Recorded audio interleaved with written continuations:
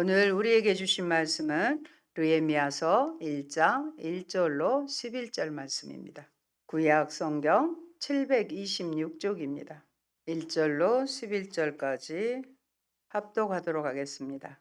하가랴의 아들 느헤미야의 말이라. 아닥사스다 왕 제20년 기슬월에 내가 수산궁에 있는데 내 형제들 가운데 하나인 하나니가 두어 사람과 함께 유다에서 내게 이르렀기로 내가 그 사로잡힘을 면하고 남아있는 유다와 예루살렘 사람들의 형편을 물은즉 그들이 내게 이르되 사로잡힘을 면하고 남아있는 자들이 그 지방 거기에서 큰 환난을 당하고 능욕을 받으며 예루살렘 성은 허물어지고 성문들은 불탔다 하는지라. 내가 이 말을 듣고 앉아서 울고 수일 동안 슬퍼하며 하늘의 하나님 앞에 금식하며 기도하여 이르되 하늘의 하나님 여호와 크고 두려우신 하나님이여 주를 사랑하고 주의 계명을 지키는 자에게 언약을 지키시며 긍휼을 베푸시는 주여 간구하나이다. 이제 종이 주의 종들인 이스라엘 자손을 위하여 주야로 기도하오며 우리 이스라엘 자손이 주께 범죄한 죄들을 자복하오니 주는 귀를 기울이시며 눈을 여시사 종의 기도를 들으시옵소서. 나와 내 아버지의 집이 범죄하여 주를 향하여 크게 악을 행하여 주께서 주의 종 모세에게 명령하신 계명과 율례와 규례를 지키지 아니하였나이다. 옛적에 주께서 주의 종 모세에게 명령하여 이르시되 만일 너희가 범죄하면 내가 너희를 여러 나라 가운데 흩을 것이요 만일 내게로 돌아와 내 계명을 지켜 행하면 너희 쫓긴 자가 하늘 끝에 있을지라도 내가 거기서부터 그들을 모아 내 이름을 두려고 택한 곳에 돌아오게 하리라 하신 말씀을 이제 청하건대 기억하옵소서.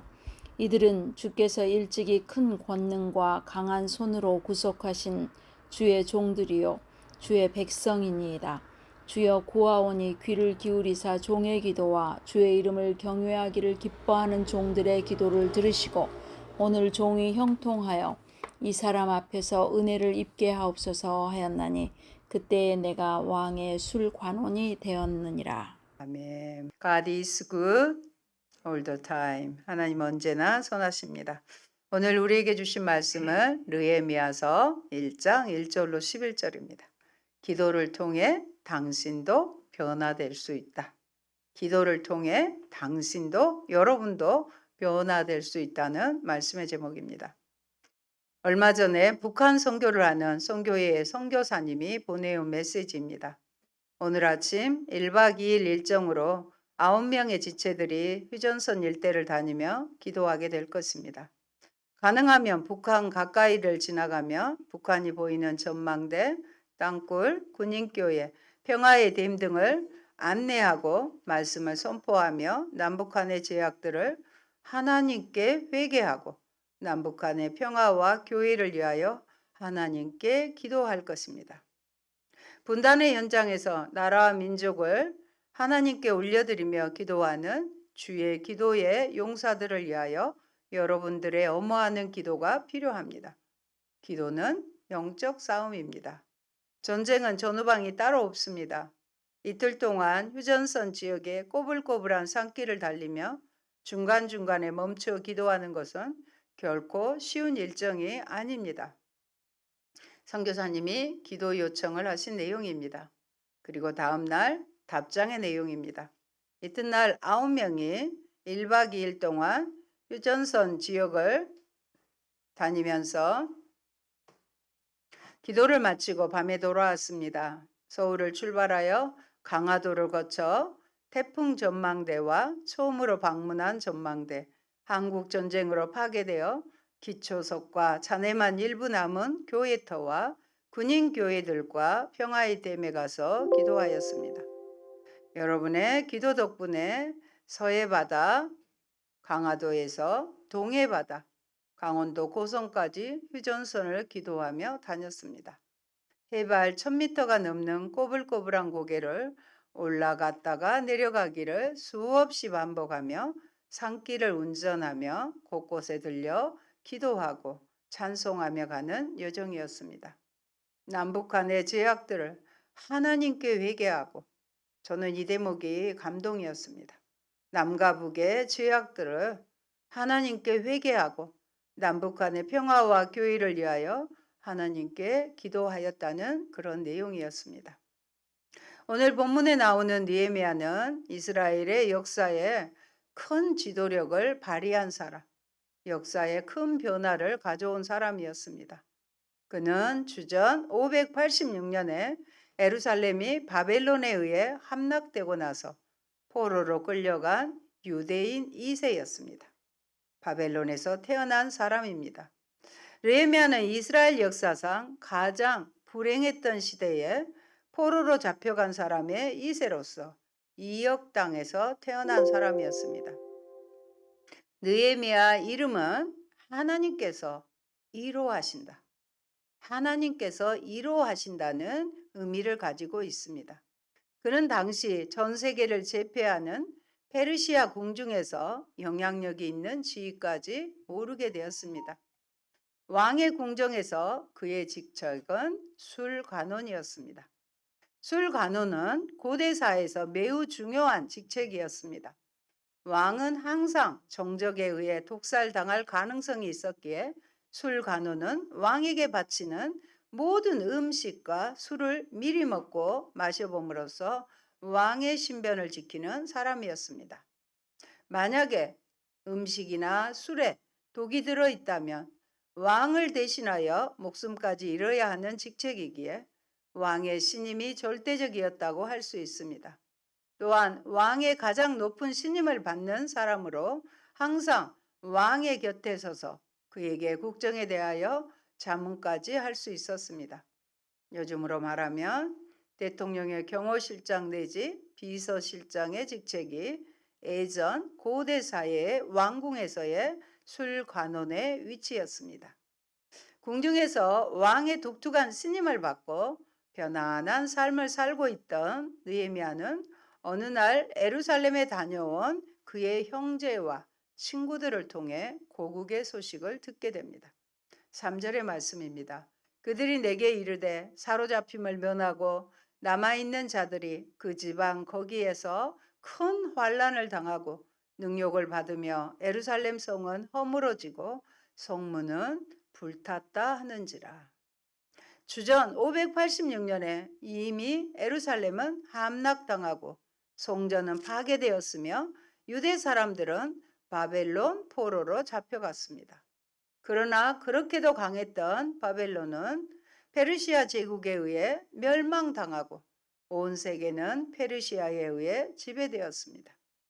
페르시아의 고레스 황제는 바벨론 밑에서 억압받던 유대 민족에게 해방령을 내려 주전 538년에 수룹바벨의 인도하에 많은 포로들이 70년간의 포로 생활을 끝내며 귀국하여 초라하나마 성전을 완공하고 하나님께 예배를 드리기 시작했습니다. 그 후 에스라를 선두로 하여 2차로 귀국한 유대 사람들이 있었습니다. 에스라는 예루살렘 성벽과 성문을 건축하여 외부의 침략으로부터 예루살렘을 보호하려 했으나 주위 이방 민족들의 방해로 예루살렘 성곽은 아직도 증축되지 못한 형편이었습니다.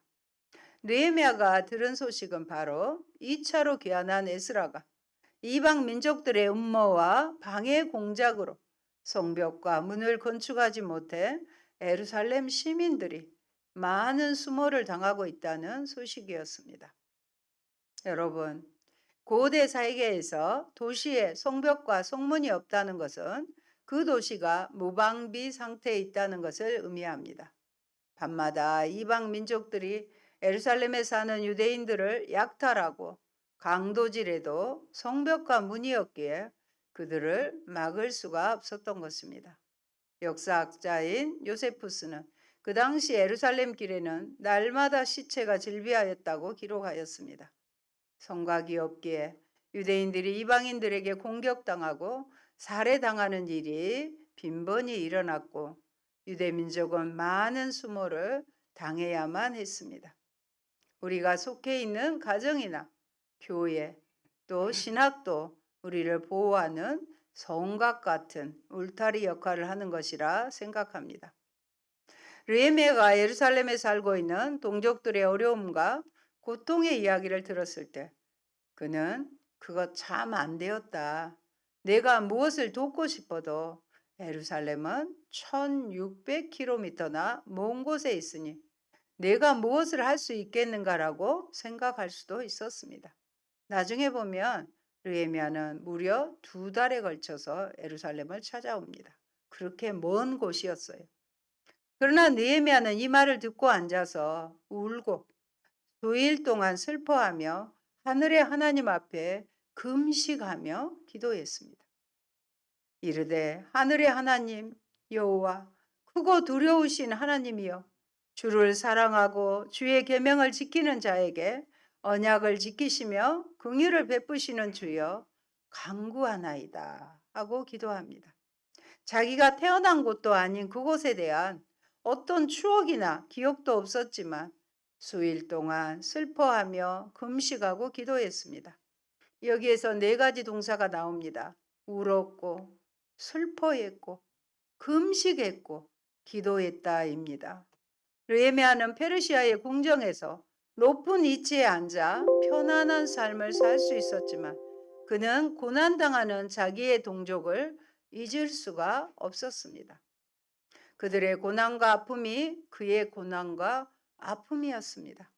사랑한다는 것은 상대방의 아픔이 나 자신의 고통과 아픔이 되는 것을 의미합니다. 느헤미야는 민족을 사랑했기에 내가 그들을 위해 무엇을 할 수 있겠는가를 생각했습니다. 그는 하나님께서 무엇을 할 수 있겠는지 비전을 보여주시기를 원했습니다.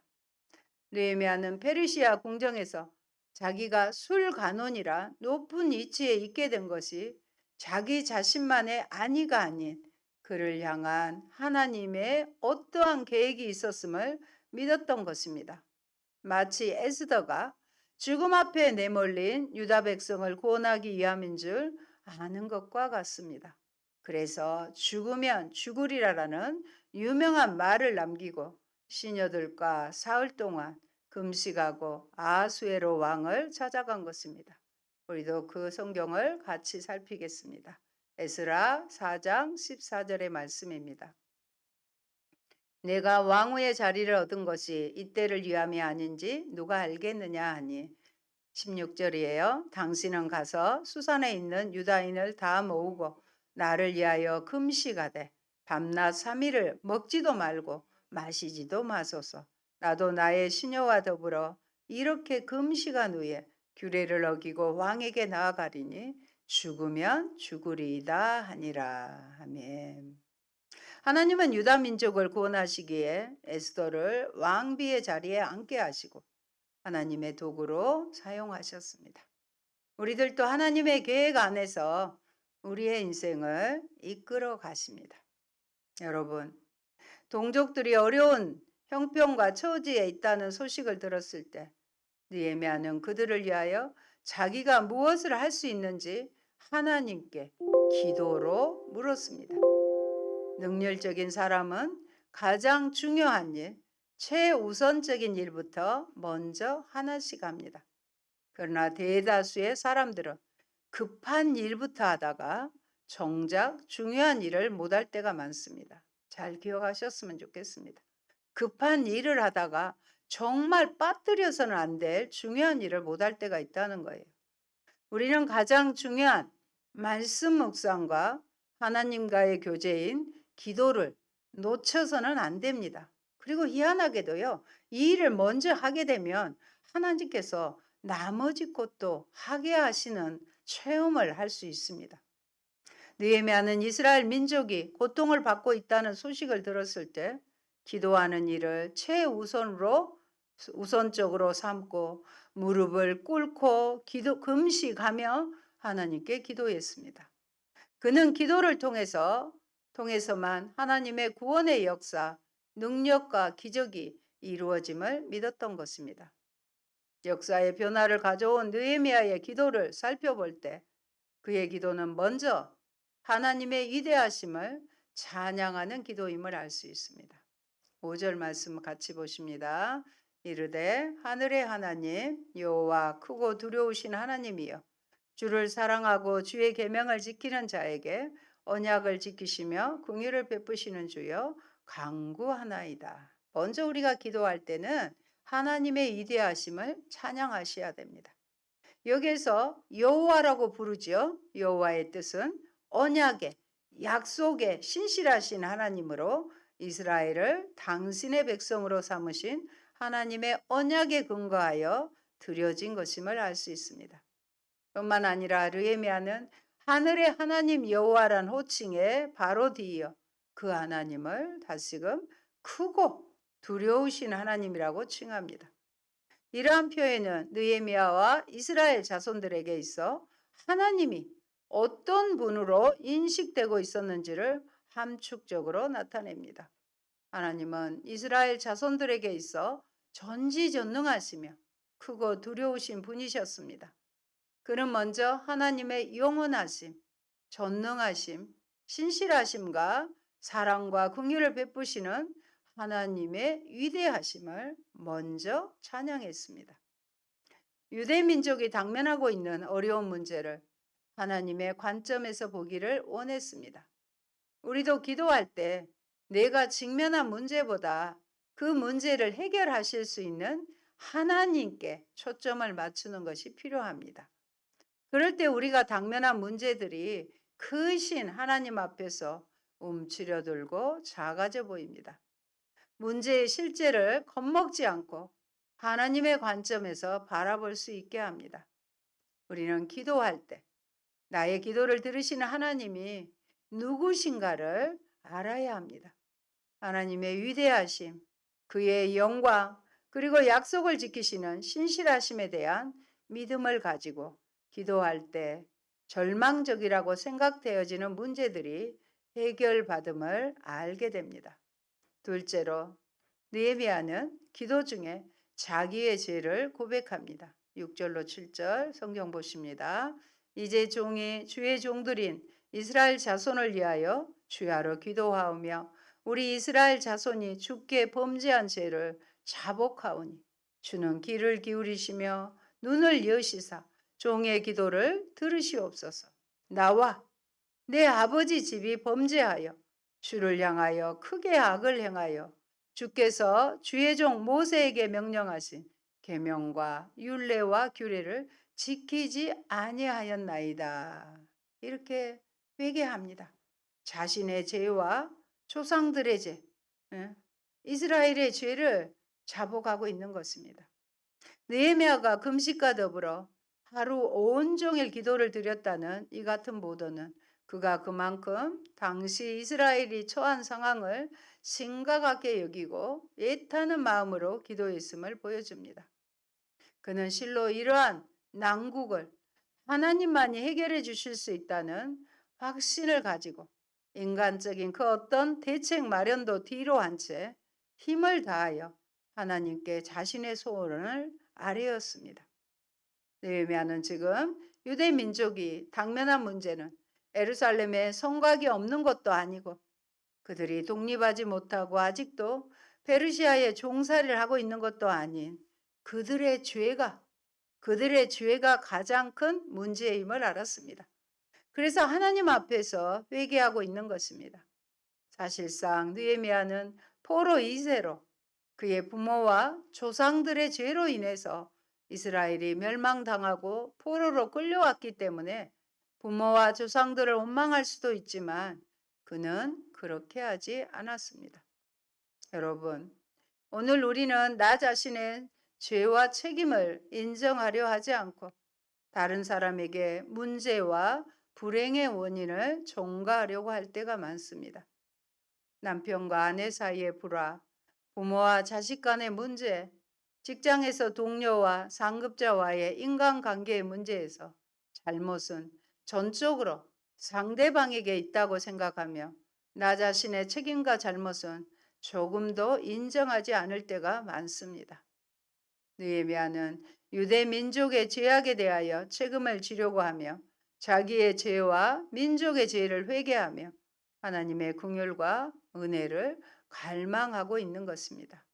셋째로 느헤미야는 하나님의 약속의 말씀에 의거하여 이스라엘을 위하여 중보 기도를 하고 있습니다. 어떤 약속일까요?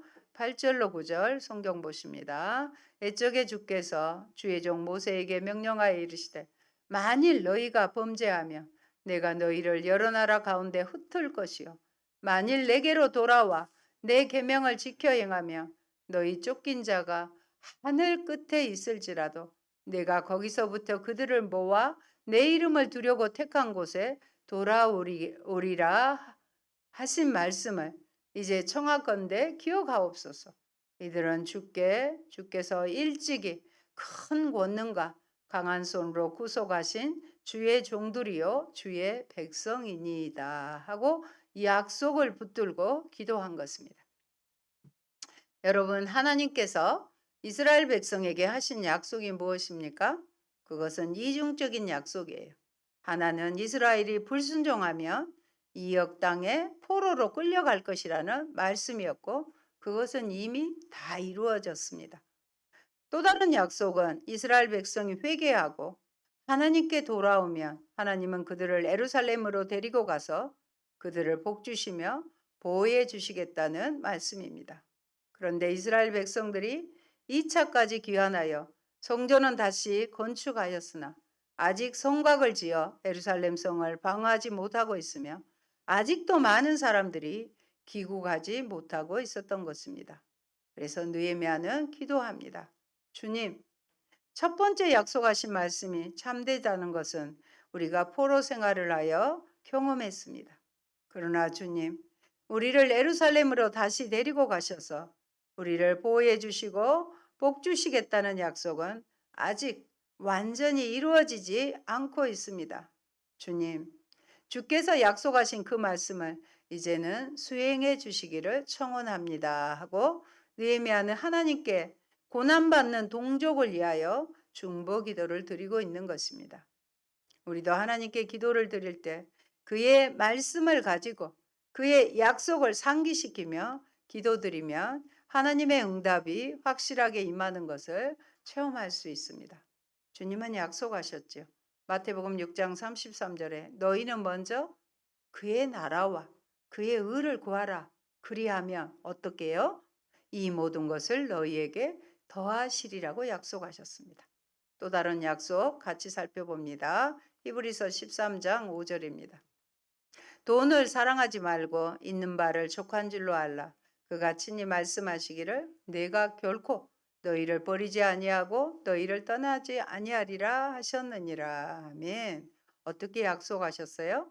너희를 버리지 아니하고 결코 never 결코 너희를 버리지 아니하고 너희를 떠나지 아니하겠다고 약속하셨습니다.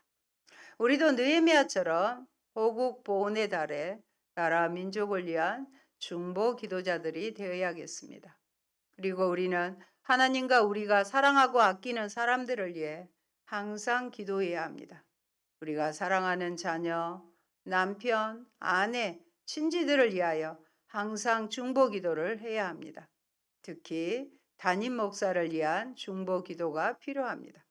사탄은 교회 지도자들을 어떻게 해서라도 죄짓게 하고 넘어뜨리며 타락시키려고 하기 때문입니다.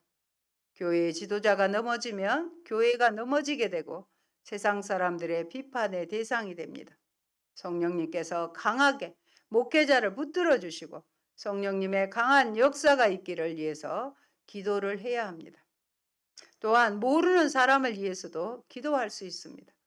우리의 자녀들의 배우자를 위해서도 기도하며 앞으로 태어날 후손들을 위해서도 기도할 수 있어야 합니다. 오스왈드 챔버 목사님이 이렇게 말씀하셨어요. 이 세상에서 어느 것보다 값진 것은 우리를 위하여 기도해주는 사람들이다. 이는 이들의 기도를 통하여 우리가 하나님과 연결될 수 있기 때문이다. 우리가 이 세상에 태어나게 된 것은 어느 사람의 기도의 응답인지 우리는 모른다고 했습니다. 여러분, 느헤미야가 위대하신 하나님을 찬양하며 이스라엘 민족과 자기 자신의 죄를 고백하며 민족을 위해 중보 기도를 하는 가운데 그는 하나님의 소명을 알게 됩니다. 그는 기도 가운데 하나님이 그를 다시 에루살렘으로 보내어 성곽을 쌓게 하시기를 원하신다는 것을 알게 됩니다.